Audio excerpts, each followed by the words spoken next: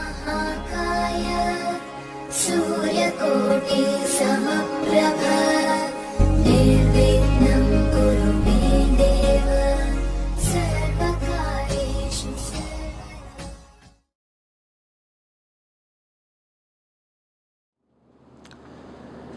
मेरे बहुत ही प्रिय और बेहद सम्मानित साथियों, हृदय की गहराइयों से अभिनंदन और बहुत बहुत आप सभी का साधुवाद मैं यहाँ पर प्रेषित करना चाहता हूँ कि इस लग्न आधारित मांगलिक योग मंगल क्या बिगाड़ लेगा, इस श्रृंखला को आपने अपना प्रेम, अपना स्नेह दिया। साथियों, आज इस श्रृंखला में हम चर्चा कर रहे हैं तुला लग्न के जातकों के बारे में।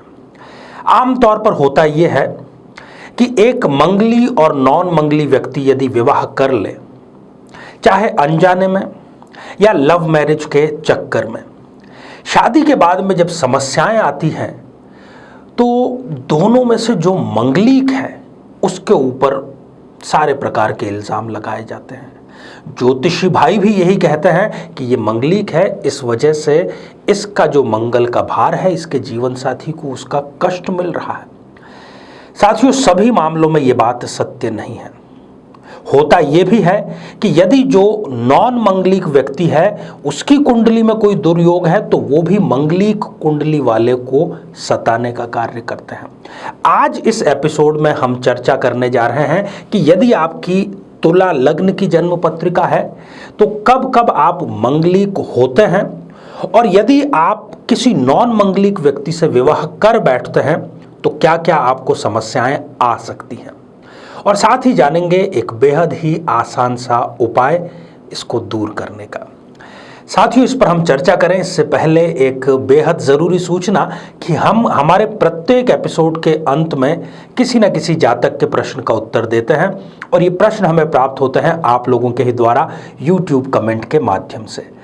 अपना कमेंट लिखने से पहले आप #आचार्य चंद्रकांत इस शब्द का प्रयोग ज़रूर करें, और साथ ही बेहद आसान सा प्रश्न जो इसी एपिसोड से संबंधित है, इसी एपिसोड के अंत में आपसे पूछा जाएगा, उसका सही उत्तर साथ में लिख करके ज़रूर भेजें। तो आइए साथियों, बिना किसी देरी किए तुला लग्न में मंगली योग क्या क्या परेशानियां देता है जानते हैं। साथियों, ये आप स्क्रीन पर एक 7 नंबर से प्रारंभ हो रही जन्म पत्रिका देख रहे हैं। 7 नंबर से प्रारंभ हो रही है, इसलिए हम इसको कहते हैं कि ये एक तुला लग्न की जन्म पत्रिका है। अब यहाँ पर सबसे जो खतरनाक बात है, जो कष्टदायक बात है, वो ये है कि इस जन्म पत्रिका का द्वितीयेश और सप्तमेश दोनों ही मंगल है, और ये दोनों ही भावों का स्वामी मार्केश होता है।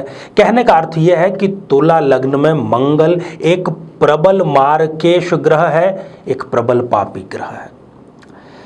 अब सबसे पहली स्थिति, यदि इस जन्म पत्रिका के लग्न भाव में मंगल देव यदि विराजमान है तो ये कुंडली हो गई मांगलिक। यहाँ पर मंगल देव अपनी शत्रु राशि में है, और यदि ये व्यक्ति, फिर ये चाहे स्त्री है या पुरुष, अगर नॉन मंगलिक व्यक्ति से विवाह कर बैठता है तो ऐसे व्यक्ति को निरंतर जीवन साथी से अपमान का सामना करना पड़ता है, और ख़ास तौर पर अपमान और लड़ाई झगड़े का जो मुद्दा बनेगा वो बनेगा धन। जी हाँ, पैसा। विवाह के बाद में यदि ये एक स्त्री है तो इनके जो पुरुष अर्थात इनके जो पति होंगे वो किसी न किसी प्रकार के नशे का सेवन ज़रूर करते होंगे, नियमित रूप से करते होंगे, और नशे से वो अपना शरीर खराब कर बैठेंगे। और यदि पुरुष है ये, तो इनकी स्त्री जो है वो मानसिक अवसाद या डिप्रेशन में जाते हुए स्पष्ट रूप से नजर आ जाती हैं। अब इन दोनों ही स्थितियों में भुगतान इनको ही करना है। कोई भी महत्वपूर्ण निर्णय से पहले इनका जो जीवन साथी है वो इनसे कोई राय लेना बिल्कुल भी ठीक नहीं समझता है। साथियों, दूसरी स्थिति, यदि सुख भाव जो कि चतुर्थ भाव है वहां पर मंगल देव विराजमान है, तब भी ये कुंडली हो गई एक मंगलिक कुंडली, और यदि इस स्थिति में ये व्यक्ति किसी नॉन मंगलिक व्यक्ति से विवाह कर बैठते हैं, तब फिर इनको यहाँ पर आप देखेंगे कि मंगल देव हो गए उच्च राशि के, मकर में यहाँ पर मंगल बैठे हुए हैं, उच्च राशि के हो गए, रोचक योग का यहाँ पर निर्माण कर रहे हैं। पर जैसा कि मैंने पहले भी बताया है अपने एपिसोड में कि जब कोई मंगली व्यक्ति नॉन मंगली व्यक्ति से विवाह कर बैठता है तो उसकी कुंडली के जितने सुयोग या अच्छे योग हैं वो वहीं पर समाप्त हो जाते हैं। संपत्ति इनको मायके या अपने स्वयं के घर, पुरुष हैं तो ससुराल पक्ष से भले ही कितने ही पैसे वाले हो, इनके वो 1 टके के भी काम के नहीं होंगे। और इनका जो जीवन साथी है वो अव्वल दर्जे का गैर जिम्मेदार जीवन साथी इनको प्राप्त होता है। उनको अपनी किसी जिम्मेदारी को पूरा करने की कोई जल्दबाजी, किसी प्रकार का कोई उनको भान नहीं रहता है। और ससुराल के किसी भी सुख का इनको एक रत्ती भर भी लाभ नहीं मिल पाता। साथियों, बात यदि सप्तम भाव में मंगल देव विराजमान है तो भी ये कुंडली हो गई मंगली, और ये अगर नॉन मंगलिक व्यक्ति से विवाह करेंगे फिर पुनः यहां पर मंगल स्वग्रही होकर के रोचक योग का निर्माण कर रहे हैं।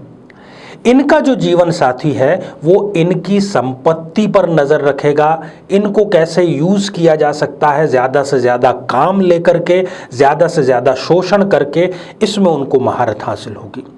और तो और उसके एक्स्ट्रा मैरिटल अफेयर होते हुए भी स्पष्ट रूप से कई बार अनुभव किए गए हैं।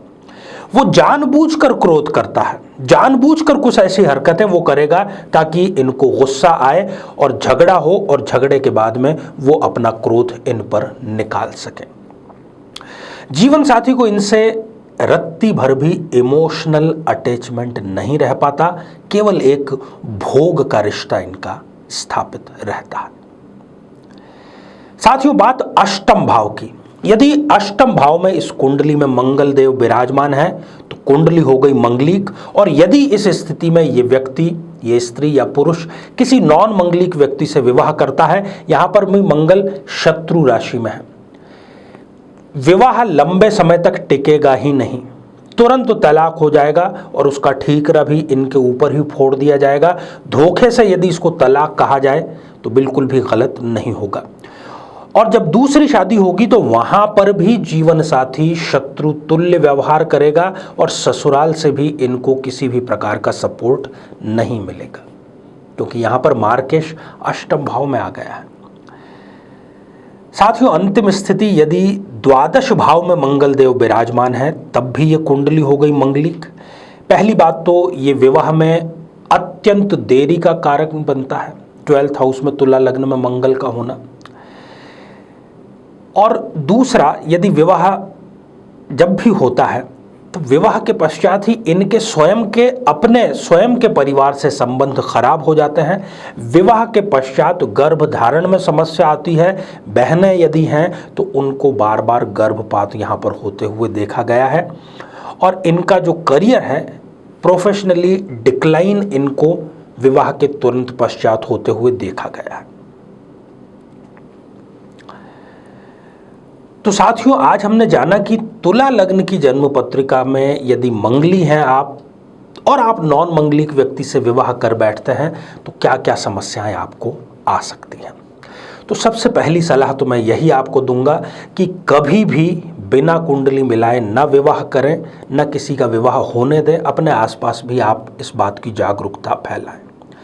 और यदि स्वयं आप इस समस्या से पीड़ित हैं तो निकट के किसी भी हनुमान मंदिर में नियमित रूप से आप जाइए, संध्या काल में जाइए और दीप प्रज्वलित वहां पर अवश्य करिए, और हो सके तो वहां बैठ करके हनुमान चालीसा का पाठ आप करिए।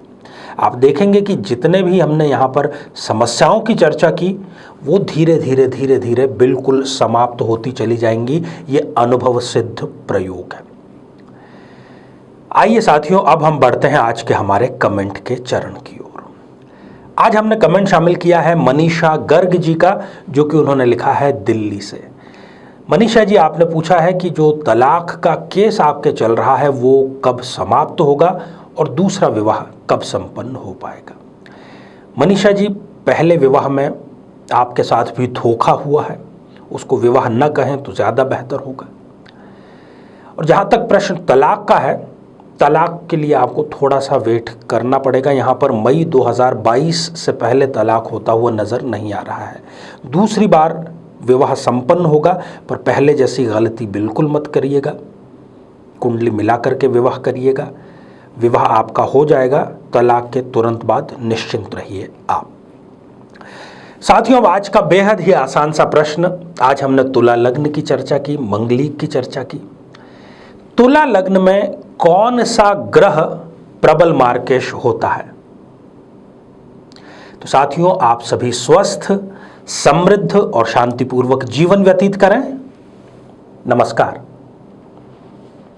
जीवन में किसी समस्या का सामना कर रहे हैं, जैसे कि शादी में देरी होना, पति पत्नी में मनमुटाव या तलाक तक की नौबत आ जाना, संतान का प्राप्त न हो पाना, नौकरी या धन प्राप्ति में बाधा आना, जीवन के प्रत्येक क्षेत्र में किसी न किसी प्रकार की बाधा आना, तो आज ही अपनी जन्म पत्रिका का संपूर्ण विश्लेषण करवाएं और पाएं समस्या से सदैव के लिए मुक्ति।